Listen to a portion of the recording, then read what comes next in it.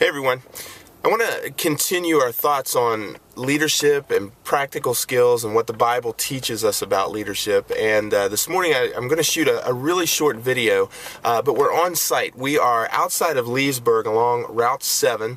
We're near Goose Creek, it's a very familiar stretch of road, and we're off the beaten path.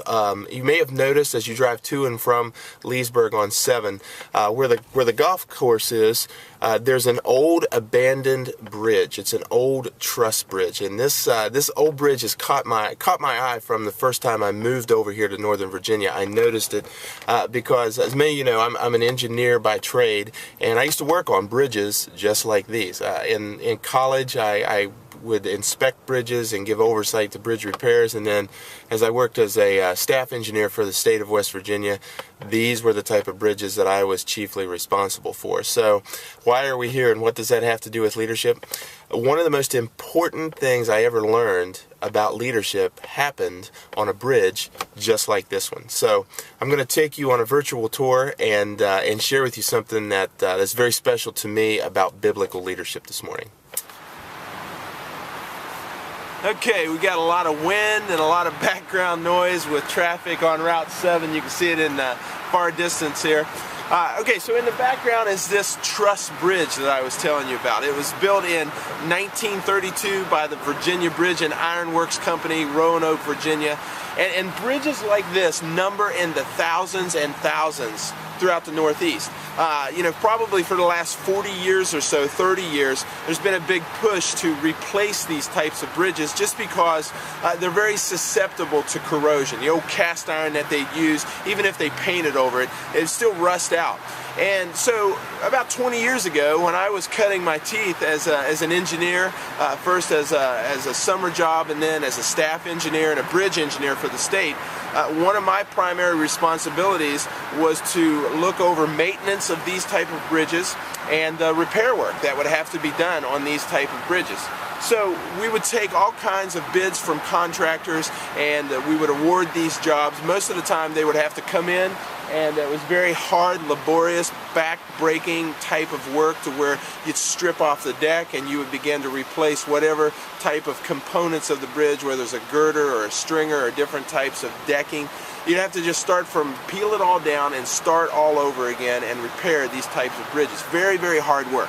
Now, by far and away, the best contractor, the best crew that I've ever seen, and that was by far the favorite of all of us, that work for the state of West Virginia, was this little contracting group from Glenville, West Virginia, called Summers Contracting. These guys were small in number, small in resources. They didn't have near the equipment or any of the resources that some of the bigger corporations, bigger contractors had. Yet they could always bid the lowest on a bridge because they had such low overhead. And I'm not kidding you, they could do a repair job in half the time these other bigger companies could do it. And the first time I worked on a job site with Summers Contracting was in a bridge. It looked a lot like this in a very rural setting, and I couldn't believe how hard these guys worked. And typically what would happen is every couple of days or so, you would have the owner of the business would show up just to make sure that everything was going well. So you'd have an inspector on site, you'd have a crew on site, you'd have a foreman on site, and most of the time these owners would roll in on site with their luxury cars, their luxury SUVs. They'd be there for 10, 15 minutes, and then they'd leave. They'd go to the next job. But not Summers Contracting. Summers Contracting was owned by Marion Summers, and he was a big dude, man. I mean, he was well over 6 foot tall, barrel-chested, big meaty hands, broad chin, just looked like a blue-collar guy.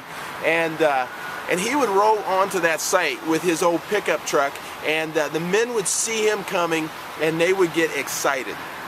And they would all greet him, and he would greet them, and he'd maybe take just a few moments to interact with me or the foreman. And then the next thing you know, Marion Summers was like right in the middle of the work that was going on the bridge, and he was bringing his men supplies. He was reaching hammers and passing along whatever tools that they needed, whatever supplies they needed, and he would roll up his sleeves, literally, didn't matter what the weather was, and he would work with them. I've seen him work with his men for hours at a time just to take a break and get in the middle of them. He knew every one of them by name, and you would think that he had way more important things to do with his time than to do that type of manual labor. But I saw time and time again, his men never slacked off. His men were always motivated, and the extra time that he took to invest in them made their productivity just head and shoulders above every other contractor that we worked with. And that really made a profound impact on me, because here was a boss who had, ultimate authority over these men, control, power over their lives. Their paycheck could tell them what to do, when to do, but yet here he was serving them.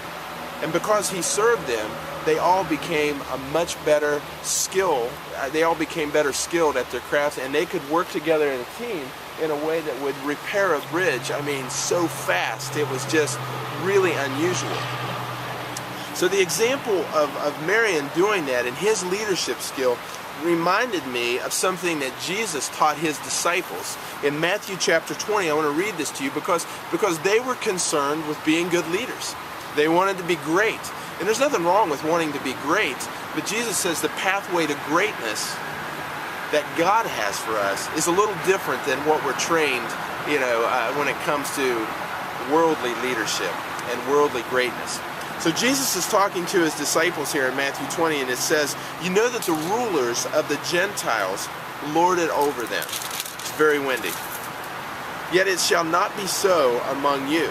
But whoever would be great among you must be your servant, and whoever would be first among you must be your slave, even as the Son of Man came not to be served, but to serve, and to give his life a ransom for many.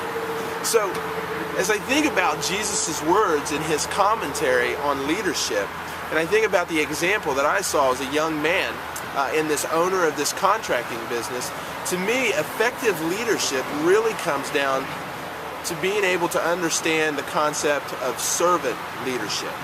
Instead of following models that are very popular in the world around us, where you have to assert yourself and you have to get out there and you have to lead and pull people along with you, the servant leader doesn't necessarily take the lead as much as takes the time to come in under those who are under his authority, under his oversight, and elevate them.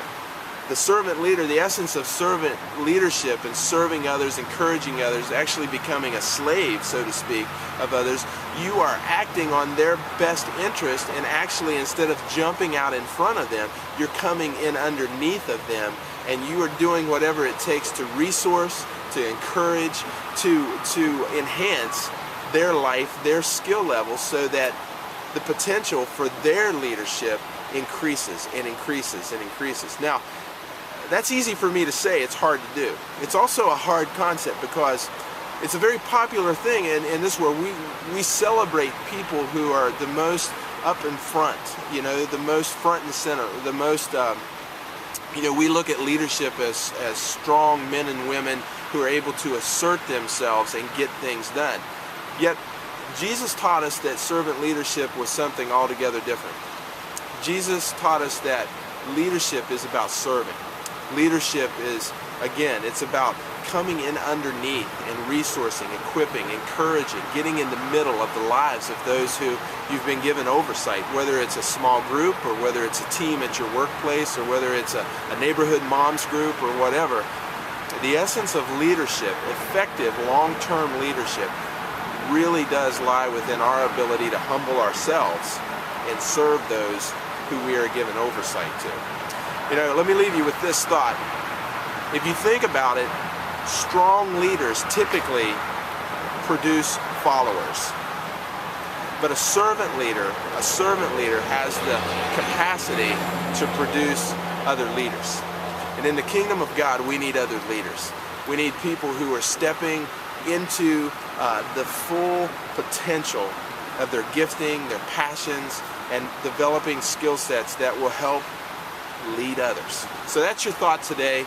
And again, just consider the words of Jesus in Matthew 20, servant leadership.